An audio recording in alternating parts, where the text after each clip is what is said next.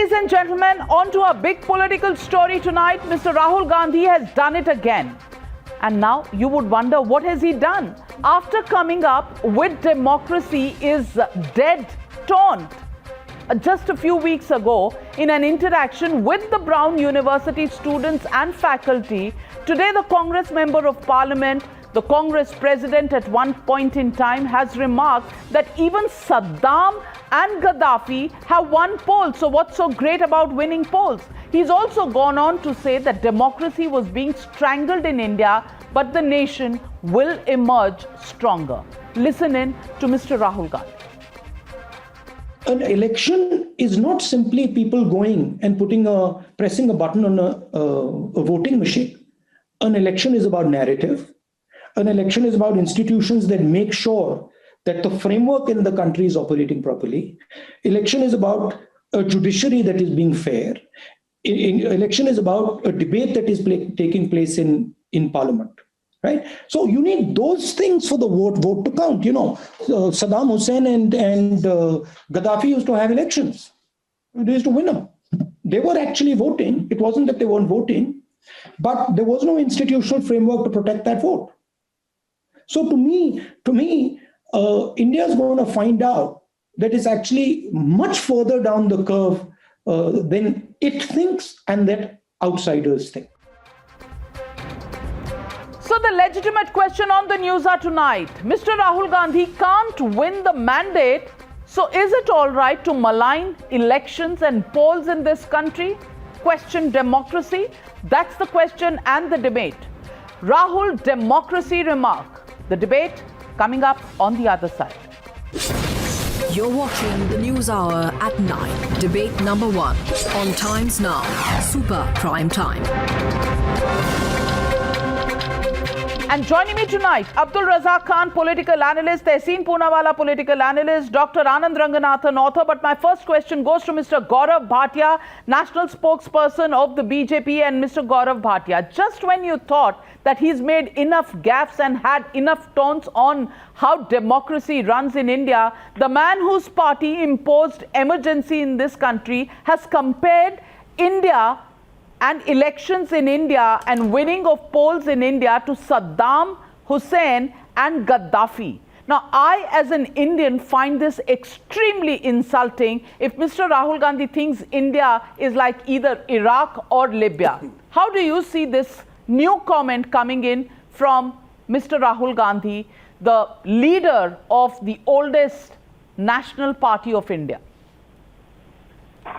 Navika, I 100% agree with you that as you are offended as an Indian, so am I, and I'm sure that everybody in India is offended by the words, irresponsible words of Rahul Gandhi. And let us make it very clear that he is used to making ridiculous remarks, irresponsible remarks, and we have overlooked them. But time has come to ask Mr. Rahul Gandhi and dare him.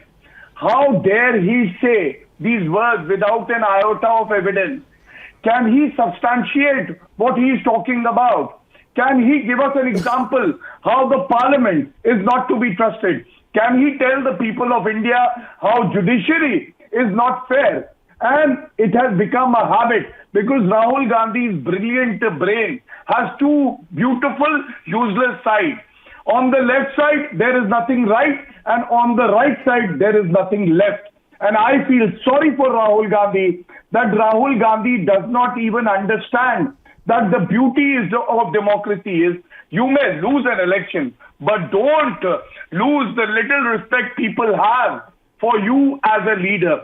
And time and again we have seen how Congress has benefited 55 years of rule due to the parliament he is questioning.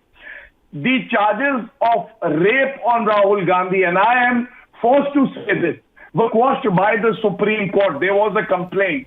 And I am forced to remind that when it comes to the Election Commission of India, Sonia Gandhi comes out when Ahmed Patel won and she said, thank God to the Election Commission of India. Now what has happened? This international ridiculing of India, be it a speaker from the international community or if he is on foreign soil, is not to be accepted. If you have a problem, move the judiciary. If you have a problem, have a mass movement, but stop discrediting India and its institutions. Well, let me get in Tehseen Poonawalla. Tehseen Poonawalla, I want to ask you, every time Mr. Rahul Gandhi cannot win an election, and in these elections also he knows he's not going to make it in any part of the country. He has 25 seats in Tamil Nadu's alliance where he has a chance, but it's not going to be reflecting on him or his personality. It's going to reflect on the DMK. Puducherry, absolute chaos within the Congress party. In West Bengal, astitva koi nahi hai. In Assam, you know, whatever Tarun Gogoi, as the tallest leader of the Congress party and the tallest leader of Assam, whatever he stood for, the Congress has gone against it. For the first time in Kerala, it's not going to be, the opposition party which comes into the treasury benches in the assembly. It's going to be a repeat of the left government. That's what all polls are indicating. And today, Mr. Rahul Gandhi is saying that Saddam Hussain and Gaddafi is equal to Modi, because that's what he's referring to. So he's saying if Modi wins elections, no big deal, because Saddam and Gaddafi also used to win elections. I want to ask you, Tehseen Poonawalla, is Mr. Rahul Gandhi even an Indian to be able to abuse, insult and offend every Indian citizen? Good evening, ma'am. You seem to know the election results even before the first vote is cast. But I will be with you in May, and I can assure you Assam, Kerala and Tamil Nadu will be Congress governments. Well, it's not about me knowing the election results. Mr. Rahul Gandhi also knows it, because he's already gone out and said, he's already gone out and said that Mr. Modi will win these polls also, and Saddam and Gaddafi also used to win. So why don't you think beyond me and look at your own leader who makes a fool of himself every time he opens his mouth? I actually was making my point, but thank you again for the second chance that you've given me. So we will be in May and we will see what it comes through. I actually saw the interview after your coordinator called me, and what you just said, Rahul Gandhi hasn't said that the BJP will win these polls. So he hasn't said that. What he said was what you accurately showed pre your show and the words that he said. So I'm trying to understand what this debate is, and just for your viewers' perspective, the leader of the largest opposition party in our country spoke about a need for a more transparent judiciary and a stronger, faster election commission and more debates in parliament. And we are condemning him for that. That's what this debate is about. When Freedom House and other reports show India has fallen on the democracy index and on the freedom of press index. So I'm again trying to understand this debate. The leader of the opposition is being condemned for the fact that he said judiciary should be stronger, more transparent, faster, election commission should be transparent, and we should have more debates in parliament. That's why we're calling him anti-Indian. That's what our debate is about today. I want to ask you, Dr. Anand Ranganathan, the man who signed an MOU with China, where the word democracy means nothing, the man who sets up an office in Turkey in 2019, and we all know Erdogan and Turkey, what they really stand for. I want to ask you, Dr. Anand Ranganathan, this person is talking about the systems that have survived the test of time. The Election Commission, right from 1950 onwards till today, has conducted elections, has given results in particular elections differently when two kinds of elections have taken place simultaneously, an assembly election and a parliamentary election. The results have been different in these kind of cases. He's questioning the judiciary, he's questioning the media, he's questioning everybody and every institution except himself. But Dr. Ranganathan, are you convinced about Mr. Rahul Gandhi's argument of his poster boys, Saddam Hussain and Gaddafi?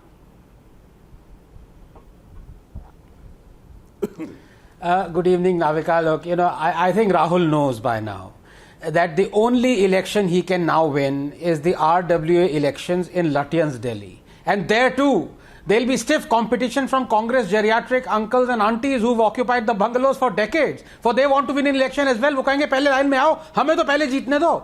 Look, no one has damaged our institutions and our constitution more than the Congress. Period. This is a fact. Everyone knows about the destruction of our constitution by the Congress, right from Nehru's first amendment to Indira Gandhi's blatant twisting of it during the emergency. But people might not know the damage the Congress did to other institutions. Let me take just two examples, Navika. One, the Supreme Court. Did you know the Congress blocked appointment of judges to the Supreme Court if they were in any way associated with the ideology of the RSS, or even so much as attended the funeral of an RSS person, as Justice Chandurkar of the Bombay High Court did of RSS's Gowalkar. This is from the book Supreme Whispers by Chandrachud. Let me not even go into how many Supreme Court verdicts did the Congress overturn. The Shah Bano verdict, the bank nationalization verdict, the Privy Purse verdict. The Congress has been a law unto itself. Now to the Election Commission. Not many would know, Navika, of a Congress acolyte and Sanjay Gandhi's Kancha Buddy and Man Friday Naveen Chawla. He played a ruthless part during the emergency, letting loose a reign of terror, absolute terror. In fact, he was indicted by the Shah Commission for his crimes. But what happened as soon as Congress came to power? He became the Chief Election Commissioner. Now I ask you, is this the same Congress that is demeaning our institutions? Can anything be more ironic or hypocritical than this? I want to ask you, Abdul Razak Khan, do you actually believe, as an Indian believe that the government system in India, the elections, have yielded a leader who's got 282 seats once and a 303 seats a second time, and he is something like Saddam and Gaddafi? आप मोदी से नफरत करते हैं, करिए, आपका हक है. Opposition में है, आप करिए, आपका हक है, अपोज करिए उनको. लेकिन to compare an Indian Prime Minister, the Indian democratic system, the way our system functions, will that be compared with Iraq and Libya from within our own country? आप इंडिया का स्टेचर बनाने के लिए पैदा हुए हैं कि उसको बिगाड़ने के लिए पैदा हुए हैं? Winning elections, when it comes to winning elections, even Saddam Hussain and Gaddafi won. It's just one statement that Rahul Gandhi ji has made. But if you rewind yourselves in the past 7 years, look at the kind of election speeches that were given out before 2014, and look at the kind of speeches that have been given today. Even today in Bengal, what happened? Polarization. All right. In the past 7 years, has there been any business in the parliament? Has there been any discussion on any subject? It has only been an arrogance and a show of might of the BJP. The way they have won the majority. Talk about institutions in this country, including media. Talk about CBI, ED, NIA. All these are. Why don't you talk about the judiciary? No. Why don't you talk about the judiciary? Because it is the judiciary Mr. Rahul Gandhi is referring to. Let me just ask one simple question, Navika. Navika, let me just ask one simple question today. Why 8 phases of election for West Bengal when Tamil Nadu can go into a single phase, Kerala can go into a single phase? Is there any justification that you could today say that West Bengal needs 8 phases of elections? I mean, every institution being Mr. Abdul Razak Khan, you're questioning the media. Do you remember the blank pages of my erstwhile newspaper, the Indian Express, during the emergency? Do you remember that era, sir? When was it? And why was it in that manner printed by Ramnath Goenka in those days? Because the government, the Congress government, Indira Gandhi and Sanjay Gandhi wanted to read everything and clear everything. Their offices, the government wanted to clear every story that was printed in the Indian Express. I want to ask you, how much respect has the Congress party given the media? And you're talking about democracy, and where does the Congress party go and open its office in Turkey? Are you expecting democracy in Turkey? Are you expecting democracy in China, that you go and sign MOUs with China? Gaurav Bhatia, this outrage by the Congress party, this outrage by Mr. Rahul Gandhi, where does this outrage come from? So selective that he can't see his own party's history, his own family's history. He talks about Gaddafi and Saddam Hussain. Both of them believed in a family system.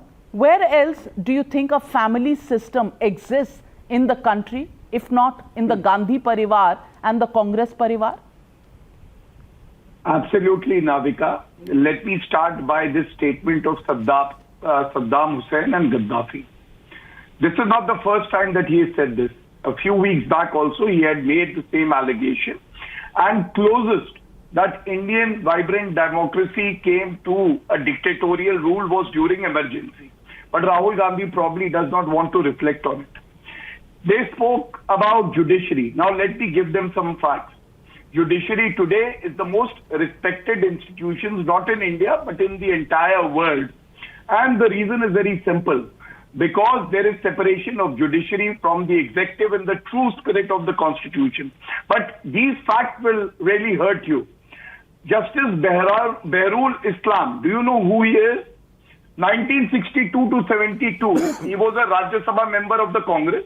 1972, he resigned from the Rajya Sabha and became Guwahati High Court judge. And he remained a judge till 1980. In 1980, he became a Supreme Court judge and resigned after that and again contested a Lok Sabha election under the Congress ticket. 1983 he was brought to the Rajya Sabha. This was the kind of committed judiciary that the Congress wanted. And let me also make it clear. In the history of free India, Sir, only twice illuminate the viewers senior-most of the judges present condition. have not Let us been not get back to appointed. history, Gaurav Bhatia ji. Please request him to be quiet. Please, Navika. Please. ये जो बड़बोलापन है ना, ये अच्छा नहीं लगता. आपकी बारी में मैं बोला नहीं ना, तो शांति से सुनिए.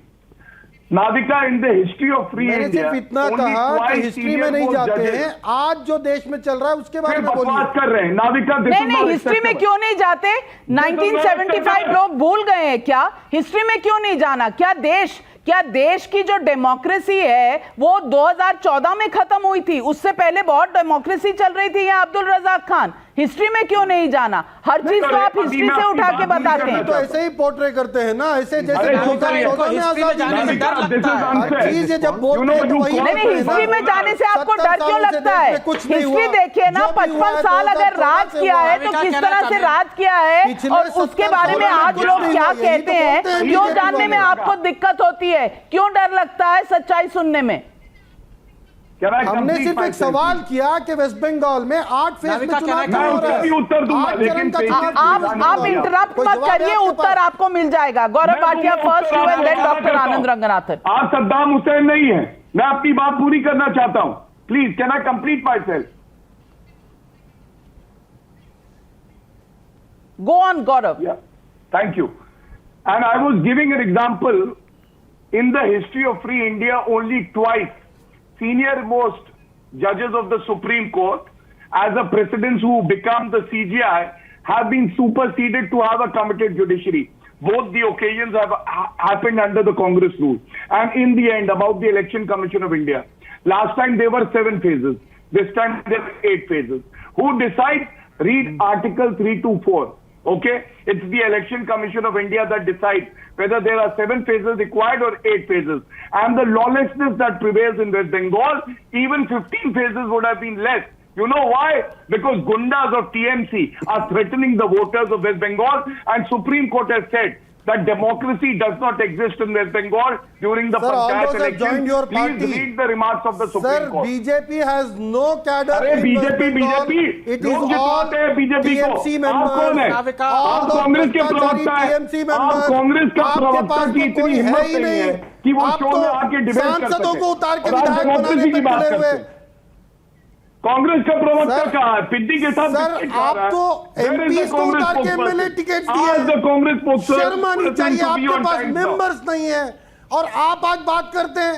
छोड़िए, तिहाड़ी के आपके पास तो बीजेपी का नंबर कोई मिल जाएंगे. Again I will insult you if you speak in आप इतना सब कुछ बोल रहे हैं. Well, let me get in Dr. Anand Ranganathan. Dr. Anand Ranganathan, I want to ask you, Mr. Rahul Gandhi talks about democracy. Democracy, what about democracy in his own party?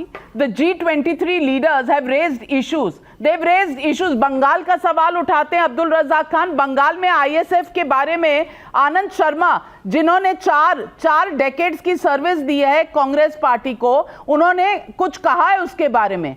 Nobody gives them any right to speak or any right to suggest anything in this party, despite 40 years of service to the party and to the family. And today this same Congress party is questioning democracy. Where is the democracy within the Congress? Every time there has to be a change in the president of the Congress party, who comes? Another Gandhi, another Gandhi, and another Gandhi after that. And they are talking about democracy and comparing the head of the state and the institutions in India with Iraq and Libya.